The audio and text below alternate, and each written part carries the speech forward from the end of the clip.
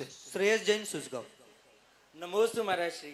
मेरा क्वेश्चन ये है, हमारे जिनालय से जुड़े श्रावक के जीवन में कुछ अप्रत्यक्ष घटित हुआ, जैसे कि किसी के कई वर्षों बाद बालक का जन्म, असाध्य रोग का निवारण आदि।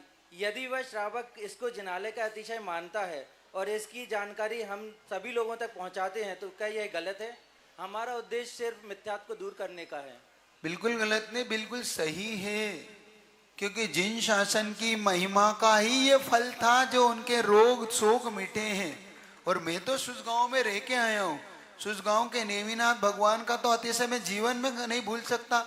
मैं जगह जगह उनका अतिशय बताता हूँ। अधिकतम सुसगांव से जुड़े हुए नेमिनाथ भगवान के जिनालय से जिन्होंने भी भावना भाई भगवान के चरणों में बैठ के 99% से लोगों ने संतान में बता दूं लड़का पाया, लड़के उत्पन्न हुए उनको।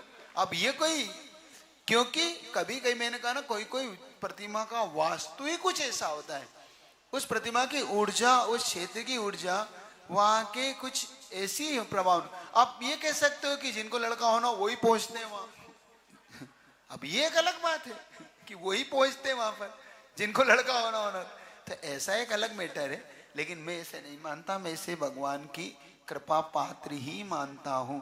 तो पुरुषार्थ करो, भगवान की कृपा बंधु। अब यहीं पे बताता हूं मैं, भगवान की यहीं पे सुभाषनाथ भगवान का इतना अतिशय मैंने देखा। जिस दिन मैं आया था उस दिन मैं सुभाषनाथ भगवान के चरणों में बैठा, उस दिन नमोस्तु की यहाँ पर आया। यहाँ की परिस्थितियां बिल्कुल विपरीत थी, सारी विपरीत। पानी इतना गिर रहा, एक मेरा प्रवेश ही पानी में हुआ। मैंने कहा हो गया प्रवेश इनका, गिरते पानी में यहाँ पर पहुंचा हूं। मैंने इनके आगे सोचा लगातार 8 दिन पानी, और इतना पानी कि मुझे लग रहा था कि इनकी कलश स्थापना होगी कि भी नहीं होगी। बस सुभाषनाथ भगवान के चरणों में बैठा, मुझे वहां से अपने आप सारे संकेत मिलते चले गए। और फिर मैंने समाज को संकेत दिए और उन समाज ने उन संकेतों का पालन किया, तो उसका प्रतिफल ये हुआ कि अपने आप सारे आज तक सारी प्रभावना बढ़ती चली गई, दिन दुनी रात दुगनी होती चली गई। ये सुभाषनाथ भगवान की तो शरण का अतिशय है, ये बहुत बड़ा अतिशय। आज आपने देखा, आज हजारों बच्चों ने यहाँ पर मौजी बंधन के कार्यक्रम में भाग लिया। कोई सोच भी नहीं सकता था कि यहाँ पर इतने बड़े कार्यक्रम हो सकते। कल खुद अशोक जी पाटनी यहाँ पे आए थे, कहने लगे महाराज ऐसे वर्किंग डे में हजारों लोग बैठ के विधान कर रहे हैं, ये कम अतिशय नहीं है सुभाषनाथ भगवान का। ये सुभाष तो बहुत बड़ी अतिशय है भगवान की ऊर्जा के, इसको बोलते हैं वहां की ऊर्जा केंद्र। तो ये बहुत बड़ा अर्ज है, कभी इसको कम मत मानो। हमेशा जिन शासन की महिमा प्रकट करो। और जो मूर्खानंद ये सब कहते हैं उन्हें भक्तांबर स्तोत्र पढ़ना चाहिए। आचार्य मानतुन स्वामी ने भगवान की अरध भक्ति का जो वर्णन किया, पढ़िए ना, 48 श्लोक में 48 समस्याओं का समाधान किसने दिया? आप पढ़िए भक्तांबर। स्वयं शांतिनाथ अष्टक लिखते समय पूजपा स्वामी ने क्या लिखा? हे भगवान, मेरी आंखें आपकी भक्ति से प्रकट हुई।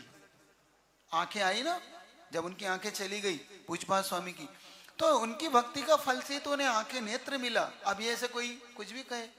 और बता देता हूं, स्वयं एक ही भाव स्त्रोत इसमें पढ़िए आप। वादिराज मुनि महाराज क्या लिखते हैं? मेरा कोण भगवान आपकी भक्ति से मिटा। स्वयं और पढ़िए आप, जितने स्त्रोत पढ़िए। स्वयं धनंजय कवि लिखते हैं, मेरे बेटे का विष आपकी भक्ति से उतरा। कितने चीजें आपको बताऊं जिसमें स्वयं। तो अगर हमने भगवान की भक्ति का अतिशय प्रकट कर दिया तो इसमें कोई भी अतिशुक्ति नहीं। हमने इन आचार्यों की परंपरा का ही पालन किया है, वीतराग शासन की महिमा ही प्रकट की है। किसी को भी इसमें कुछ भी मिथ्या नहीं है। संसार में जिन शासन की महिमा नहीं बताने का ये परिणाम निकला कि लोग मिथ्यात्व में पड़ गए। ये मिथ्यात्व नहीं है, ये मिथ्यात्व को दूर करने का साधन था और लोगों ने इसको नहीं बताने का ये फल निकला कि आज बहुत लोग मिथ्यात्व में चले गए। कोई चादर चढ़ा रहा है, कोई लोबान छोड़ रहा है, कोई सिंदूर पोत रहा है, कोई अगरबत्ती लगा रहा है, कोई तेल चढ़ा रहा है, क्या क्या आप ग्रह नक्षत्र के बारे में नहीं कर रहे। तो इन सबसे बचने का उपाय यही है, अरहत भक्ति की जिन शासन महिमा सब तक पहुंचाओ। नमोस्तु। दो नाम आहे महाराज